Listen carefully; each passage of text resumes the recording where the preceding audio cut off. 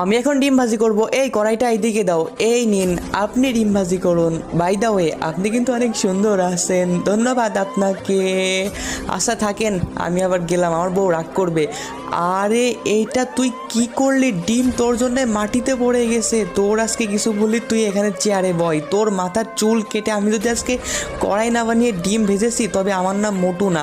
এই তো চুল কেটে কড়াইয়ের মতো করে নিয়েছি, এইবার কড়াইয়ের মতো হয়ে গেছে। এবার কড়াইয়ে তেল দিয়ে আমি এখন ডিম ভাজি করব।